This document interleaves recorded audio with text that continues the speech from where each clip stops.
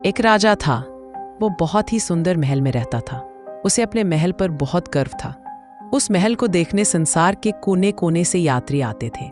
यात्रियों ने अपनी यात्रा वर्णन में महल की सुंदरता के बारे में कई बातें लिखी।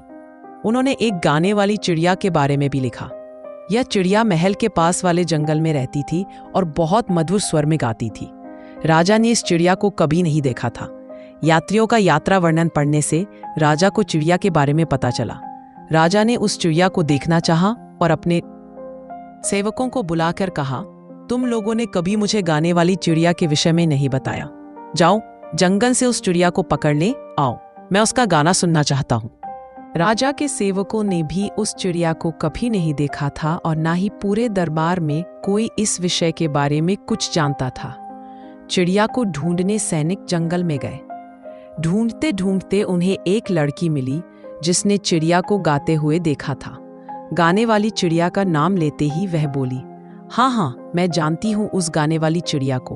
ओह, वह कितने मधुर स्वर में गाती है।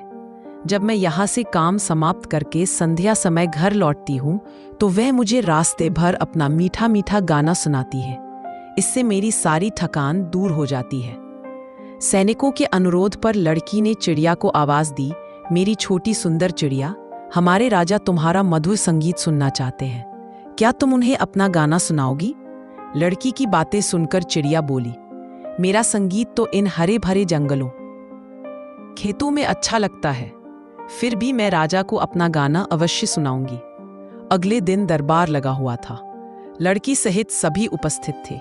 तभी उड़ती हुई चिड़िया वहां आई और अपनी मधुर आवाज में गाने लगी। उसका गाना सुनकर सभी मुग्ध हो गए। राजा की आंखों में तो खुशी के आंसू आ गए।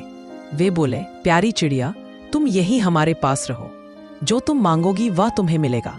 चिड़िया बोली, महाराज, मैं आपके पास रहूंगी। मैंने आपकी आंखों में खुशी के आंसू जो देखे हैं। चिड़िया के लिए सोने का पिंजरा बनवाया गया।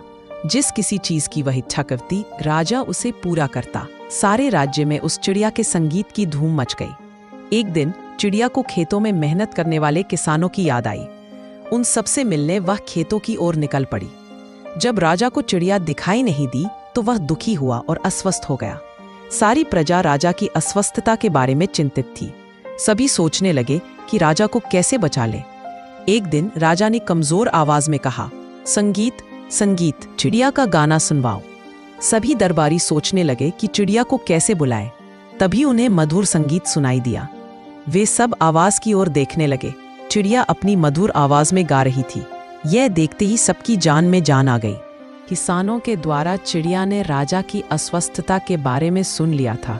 तुरंत वह राजा को अपना संगीत सुनाने आ पहुंची। जैसे जैसे वह गाना गाती, वैसे वैसे राजा की अस्वस्थता दूर होती। धीरे धीरे राजा स्वस्थ हो गए। वे चिड़िया से बोले, प्यारी चिड़िया, मेरे पास लौट आओ, मैं तुम्हें हमेशा राजमहल में रखूंगा। चिड़िया बोली, नहीं महाराज, मुझे अपना संगीत मेहनत करने वालों को भी सुनाना है। मैं हर दिन यहाँ आऊंगी, आपको भी अपना संगीत सुनाऊंगी। चिड़िया की बातों ने राजा पर गहरा असर डाला। राजा ने कहा, वाह, तुम महान हो चिड़िया। तुम मजदूरों और किसानों के लिए राजमहल का सुख त्याग कर सकती हो, तो क्या मैं उनके लिए कुछ नहीं कर सकता? चिड़िया बोली, क्यों नहीं महाराज। मजदूरों और किसानों के बारे में सोचना और उनकी सहायता करना हमारा कर्तव्य है, क्योंकि वे हमारे सुखदाता और अन्नदाता है।